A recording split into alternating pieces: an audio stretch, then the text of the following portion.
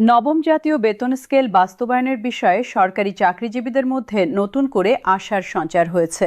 বিএনপির ভারপ্রাপ্ত চেয়ারম্যান তারেক রহমান এবং অন্তর্বর্তীকালীন সরকারের প্রধান উপদেষ্টা উভয়ই সুস্পষ্ট ঘোষণা দিয়েছেন যে দেশে পরিপূর্ণ স্থিতিশীলতা ফিরে আসার পর এবং নির্বাচনের মাধ্যমে একটি জনপ্রতিনিধিত্বশীল সরকার প্রতিষ্ঠিত হলেই এই বেতন কাঠামো কার্যকর করা হবে। তাদের এই সমন্বিত বক্তব্য দীর্ঘদিনের অনিশ্চয়তা দূর করে লাখ লাখ সরকারি কর্মচারীর মনে নতুন প্রত্যাশা জাগিয়েছে। গত কয়েক মাস ধরে নবম জাতীয় বেতন স্কেল নিয়ে সরকারি চাকরিজীবীদের মধ্যে যে গভীর উদ্বেগ ও অস্পষ্টতা বিরাজ করছিল তা এখন কমে আসতে শুরু করেছে। তারেক রহমান তার সাম্প্রতিক বক্তব্যে দৃঢ়তার সঙ্গে জানিয়েছেন যে এই বেতন স্কেল কোনোভাবেই বাতিল করা হয়নি এবং ভবিষ্যতেও বাতিল হবে না, বরং বর্তমান জাতীয় ও আন্তর্জাতিক অর্থনৈতিক পরিস্থিতির আলোকে এটিকে আরও শক্তিশালী, কার্যকর এবং বাস্তবসম্মত করার জন্য পুনর্মূল্যায়ন করা হচ্ছে। বিএনপির ভারপ্রাপ্ত চেয়ারম্যান জোরালোভাবে উল্লেখ করেছেন, বর্তমান অর্থনৈতিক বাস্তবতাকে উপেক্ষা করে দ্রুততার সঙ্গে কোনো বেতন কাঠামো ঘোষণা করা হলে তা চাকরিজীবীদের প্রকৃত কল্যাণ নিশ্চিত করতে পারবে না এবং দীর্ঘমেয়াদে তা টেকসই হবে না। এই কারণে রাষ্ট্রীয় কোষাগারের সক্ষমতা বিস্তারিতভাবে বিশ্লেষণ করে এবং সূক্ষ্ম অর্থনৈতিক হিসাব নিকাশের ভিত্তিতে একটি মজবুত বেতন কাঠামো প্রস্তুত করার নির্দেশ দেওয়া হয়েছে। এই প্রক্রিয়ায় প্রণীত বেতন স্কেল হবে বাস্তবসম্মত, সুষম এবং সরকারি কর্মচারীদের প্রকৃত চাহিদা পূরণে সক্ষম। তারেক রহমান বিশেষ গুরুত্বের সঙ্গে জানিয়েছেন যে নতুন বেতন কাঠামোতে নিম্ন এবং মধ্যম আয়ের চাকরিজীবীদের সর্বোচ্চ সুবিধা প্রদানের বিষয়টি প্রাধান্য পাবে। তিনি স্পষ্ট করেছেন, বর্তমানে উচ্চ ও নিম্ন গ্রেডের মধ্যে যে অসামঞ্জস্যপূর্ণ বেতন ব্যবধান বিদ্যমান সেটি যুক্তিসঙ্গত মাত্রায় হ্রাস করে একটি ন্যায্য ও সুষম কাঠামো প্রতিষ্ঠা করা হবে। এই উদ্যোগের ফলে প্রশাসনের সকল স্তরের কর্মীদের মধ্যে আর্থিক নিরাপত্তা বোধ শক্তিশালী হবে এবং তাদের কর্মদক্ষতা উল্লেখযোগ্যভাবে বৃদ্ধি পাবে। বিএনপির ভারপ্রাপ্ত চেয়ারম্যান অত্যন্ত স্পষ্টভাবে বলেছেন, অন্তর্বর্তীকালীন সময়ে এই ধরনের সুদূরপ্রসারী অর্থনৈতিক সংস্কার বাস্তবায়ন করা তার রাজনৈতিক মূল্যবোধ ও দর্শনের সঙ্গে সঙ্গতিপূর্ণ নয়। তিনি দৃঢ়ভাবে বিশ্বাস করেন যে জনগণের সরাসরি ভোটে নির্বাচিত একটি সরকারের পূর্ণাঙ্গ বৈধতা ও জন ম্যান্ডেট থাকলেই কেবল এ ধরনের ব্যাপক ও দীর্ঘমেয়াদী প্রভাব বিস্তারকারী সিদ্ধান্ত গ্রহণ করা নৈতিক এবং যুক্তিযুক্ত। এই নীতিগত অবস্থান থেকেই নির্বাচন সম্পন্ন হয়ে একটি স্থিতিশীল ও গণতান্ত্রিক সরকার গঠিত হওয়ার অব্যবহিত পরেই নবম জাতীয় বেতন স্কেল কার্যকরের সুনির্দিষ্ট পরিকল্পনা করা হয়েছে। তিনি দ্ব্যর্থহীনভাবে জানিয়েছেন, এটি কোনো নির্বাচনী প্রতিশ্রুতি বা তাৎক্ষণিক জনপ্রিয়তা অর্জনের রাজনৈতিক কৌশল নয়। এটি একটি সুচিন্তিত, বাস্তবমুখী এবং দীর্ঘমেয়াদী কর্মপরিকল্পনা যা সরকারি চাকরিজীবীদের আর্থিক নিরাপত্তা এবং রাষ্ট্রীয় অর্থনৈতিক সক্ষমতা উভয়কেই সমান গুরুত্বের সঙ্গে বিবেচনা করে প্রণয়ন করা হয়েছে। নির্বাচনোত্তর সময়ে এই বেতন স্কেল বাস্তবায়িত হলে রাষ্ট্রীয় অর্থব্যবস্থায় কোনো আকস্মিক বা অনাকাঙ্ক্ষিত চাপ সৃষ্টি হবে না এবং মুদ্রাস্ফীতিও নিয়ন্ত্রণে থাকবে। সরকারি চাকরিজীবীদের মধ্যে বিগত কয়েক মাস ধরে নানা ধরনের উদ্বেগ, গুঞ্জন এবং আশঙ্কা প্রচলিত ছিল। সচিবালয় থেকে শুরু করে জেলা, উপজেলা এবং মাঠ পর্যায়ের প্রশাসন পর্যন্ত বিভিন্ন ধরনের অনিশ্চয়তার কথা শোনা যাচ্ছিল। অনেকে মনে করছিলেন অর্থনৈতিক সংকট এবং রাজস্ব ঘাটতির কারণে বেতন স্কেল হয়তো বাতিল করা হতে পারে। আবার কেউ কেউ ভাবছিলেন এটি অনির্দিষ্টকালের জন্য স্থগিত বা মুলতবি রাখা হবে। তারেক রহমানের এই সাম্প্রতিক সুস্পষ্ট ও দৃঢ় বক্তব্য সেসব ভিত্তিহীন গুঞ্জন ও উদ্বেগের সম্পূর্ণ অবসান ঘটিয়েছে এবং কয়েক লক্ষ চাকরিজীবীর মনে নতুন করে আশা ও প্রত্যাশার আলো জ্বালিয়েছে। তিনি পরিষ্কারভাবে জানিয়েছেন, বেতন স্কেল পুনর্বিবেচনা করার অর্থ কখনোই এটি বাতিল করা নয়, বরং এটি আরও শক্তিশালী, দৃঢ় এবং কার্যকর ভিত্তির উপর প্রতিষ্ঠা করার একটি দায়িত্বশীল ও সুচিন্তিত উদ্যোগ।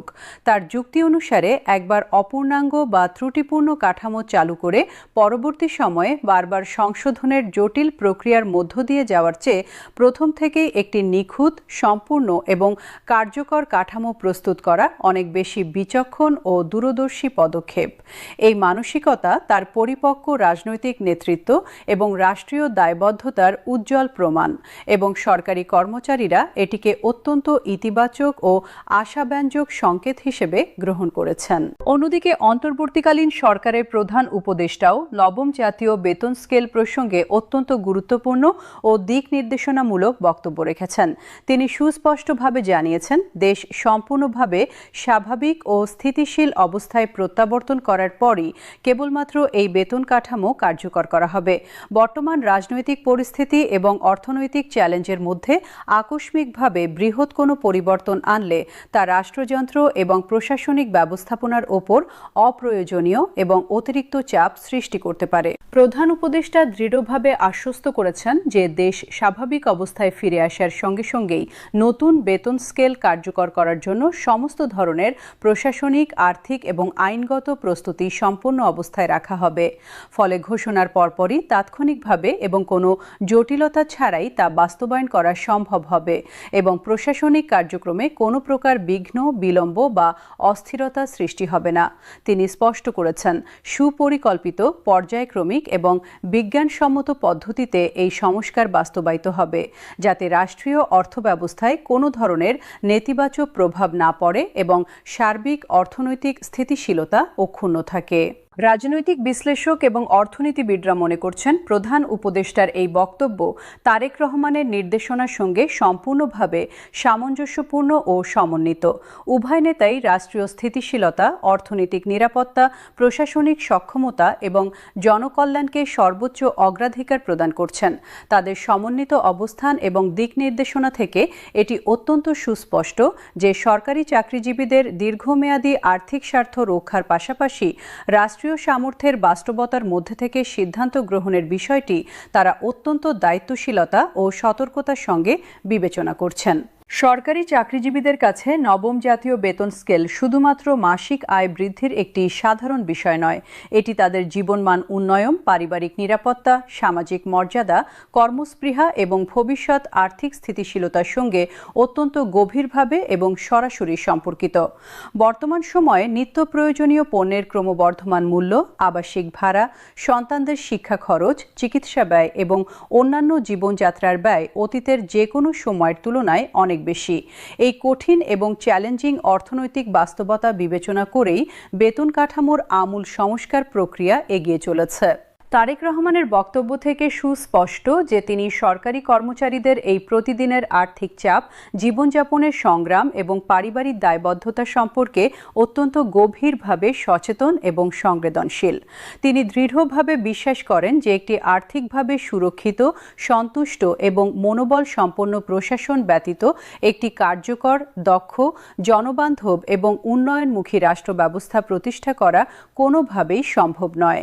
এই গভীর উপলব্ধি এবং দায়বদ্ধতা থেকেই বেতন স্কেলের গুণমান, কার্যকারিতা, ন্যায্যতা এবং টেকসই বাস্তবায়নের বিষয়ে তিনি কোনো প্রকার আপোস, ছাড় বা শর্টকাট পথ অবলম্বনে প্রস্তুত নন।